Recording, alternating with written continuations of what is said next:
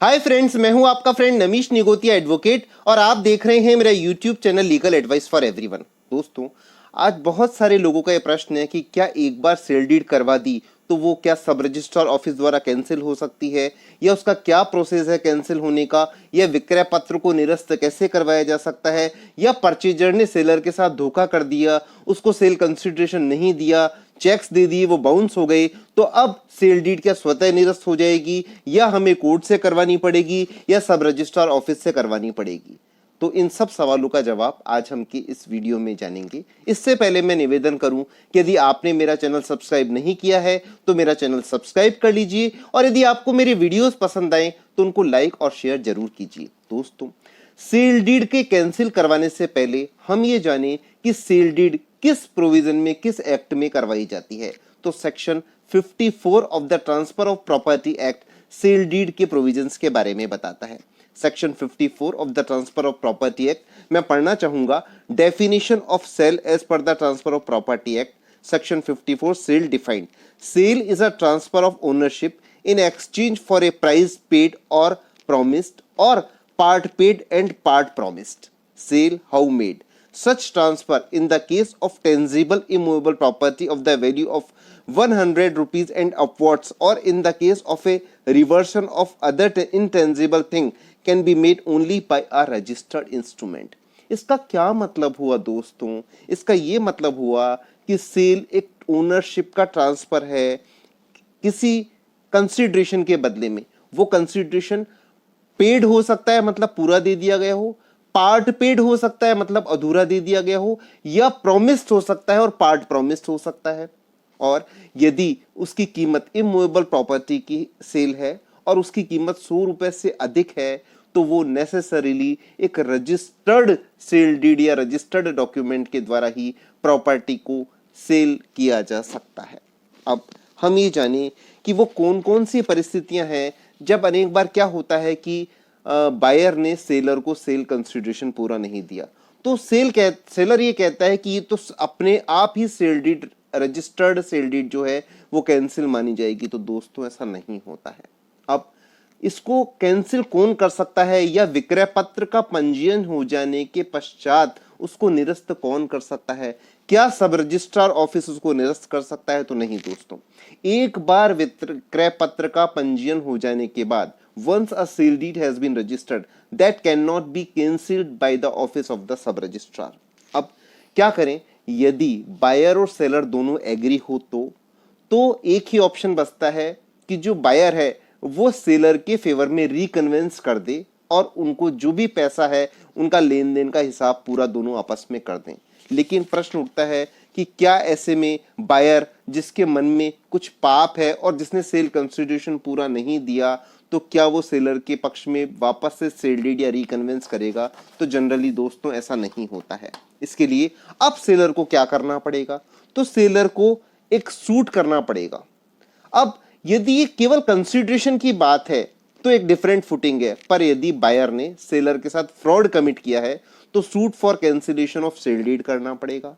वो कहां होगा? तो वो कॉम्पिटेंट सिविल कोर्ट में होगा। उस दावे की ड्राफ्टिंग कैसे करें? तो सबसे पहले तो न्यायालय का नाम लिखें, फिर प्लेंटिफ या सेलर अपना नाम लिखे, वर्सेस डिफेंडेंट या परचेजर का नाम लिखे, फिर लिखे दावा बाबत निरस्त किए जाने विक्रय पत्र, फिर उसमें सारी प्लीडिंग करें कि मैंने अमुक व्यक्ति को ये जो विक्रय पत्र था इसके द्वारा ये विक्रय किया था, परंतु मुझे साथ फ्रॉड कमिट किया गया। उसमें ग्राउंड्स लेने पड़ेंगे कि मेरे साथ फ्रॉड कमिट किया, या मुझे नहीं बताया गया कि मुझे सब रजिस्ट्रार ऑफिस में किस वास्ते ले जाया जा रहा है, या मैं इंटॉक्सिकेशन की स्टेज में था और मेरे से कागजों पे दस्तखत करवा लिए। ऐसे सारे ग्राउंड्स लेने के पश्चात आपको रिलीफ लिखना पड़ेगा कि सेल डीड को निरस्त किया जाए और नल एंड वॉइड घोषित किया जाए। अब प्रश्न उठता है, बड़ा इंपॉर्टेंट है, कि क्या परचेजर या बायर यदि सेलर को सेल कंसिडरेशन अदा पूरा नहीं करता है, केवल पार्ट ही करता है, तो क्या ये ग्राउंड लिया जा सकता है और इस आधार पर सेल डीड निरस्त की जा सकती है?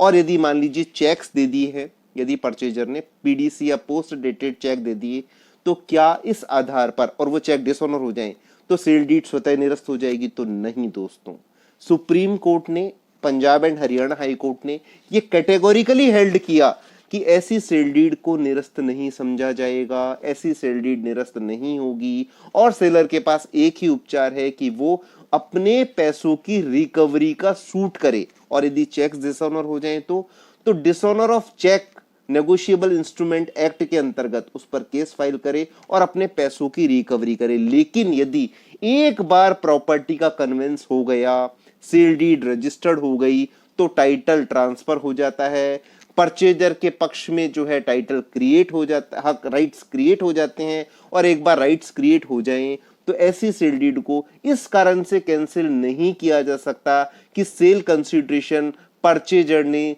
सेलर को अधूरा पेमेंट किया है। अब हम ये जानें कि इस बारे में महत्वपूर्ण जजमेंट्स कौन कौन से हैं। तो इस बारे में सुप्रीम कोर्ट ने Vidyadhar versus Manika Rao and others 17 मार्च 1999 को एक बड़ा महत्वपूर्ण केस डिसाइड किया। इस केस में कहा गया कि यदि बैलेंस अमाउंट पेड नहीं भी किया है तो भी जो है ये ऑटोमेटिकली सेल डीड कैंसिल नहीं होती और इस आधार पर सिविल कोर्ट सेल डीड को कैंसिल नहीं कर सकता है। मैक्सिमम से मैक्सिमम वो अपनी पैसों की रिकवरी का दावा कर सकता है। अब सुप्रीम कोर्ट ने एक बड़ा इंपॉर्टेंट जजमेंट दिया दई बेन वर्सेस अरविंद भाई कल्याण जी कि यदि उसमें क्या हुआ इस केस में कि बहुत बड़े सेल कंसिडरेशन था और उनके चेक्स दे दिए गए और वो चेक्स डिसऑनर हो गए। तो सुप्रीम कोर्ट ने कहा कि आप कॉम्पिटेंट कोर्ट में चेक्स के लिए यदि कोई रेमेडी है अवेलेबल तो आप वो कर सकते हैं, लेकिन इस आधार पर सेल डीड को कैंसिल नहीं माना जाएगा क्योंकि आपने उसमें लिखा है कि मैंने सेल डीड को ट्रांसफर कर दिया और ये कंडीशन प्रेसिडेंट नहीं थी कि यदि चेक्स डिसऑनर हो जाएंगे तो सेल डीड को जो है निरस्त समझा जाए। तो इस आधार पर सेल डीड को निरस्त नहीं समझा जा सकता। अब इसी आधार पर एक Punjab and Haryana high court ने, केस का नाम है तिलक राज वर्सेस नीलम खोसला, ये डिसाइड किया 4 नवंबर 2014 को और कहा कि यदि चेक्स डिसऑनर हो जाते हैं तो रेमेडी अवेलेबल है, वो चेक्स डिसऑनर का केस कर सकते हैं, लेकिन इस आधार पर सेल डीड का कैंसिल होना नहीं माना जाता। अब एक बड़ा महत्वपूर्ण प्रश्न उठता है कि जब आप कोर्ट में केस करने जाते हैं तो कितना समय लगता है। तो अनडाउटली रजिस्टर्ड सेल डीड को करवाने में एक पूरा केस लड़ना पड़ता है, डिफेंडेंट को नोटिस सर्व करवाने पड़ते हैं, उसका जवाब आता है, एविडेंस होती है, आपके ग्राउंड्स देखे जाते हैं। तो एक जो पूरी सिविल कोर्ट की प्रक्रिया है वो लगती है। ऐसा नहीं है कि आप गए और मिनटों में आपका जो है केस डिसाइड हो जाएगा। एक और बड़ा महत्वपूर्ण प्रश्न उठता है वो सेलर जिसने कि पूरा कंसिडरेशन प्राप्त नहीं किया, किसी धोखे में आ गया, परचेजर ने धोखा दे दिया, चेक्स दे दिए, वो डिसऑनर हो गए, उसको भी पूरे सेल डीड की कोर्ट फीस, जैसे मान लीजिए 50 लाख सेल कंसिडरेशन है तो सिविल कोर्ट में जाने के लिए उसको उसके स्टेट में जो भी कोर्ट फीस एक्ट है उसके अकॉर्डिंग कोर्ट फीस भी देनी पड़ती है। ये भी एक बड़ी पैनिक सिचुएशन होती है। तो आप जब भी सेल डीड कराएं इस बात को आश्वस्त करें कि पूरा सेल कंसिडरेशन एडवांस में लें अपने सेल डीड को रजिस्टर्ड करवाने से पहले, वरना आपको पूरी सिविल कोर्ट की प्रक्रिया से या तो कैंसिल करवाने की प्रक्रिया आप करना चाहेंगे या अपने मनी सूट को रिकवर, अपने पैसों की रिकवरी की जो प्रक्रिया करना चाहेंगे तो पूरे सिविल सूट की तरह कंटेस्ट करना पड़ेगा, जो कि एक लंबी प्रक्रिया से गुजरना पड़ेगा। आज का वीडियो इतना ही। धन्यवाद। Thank you friends.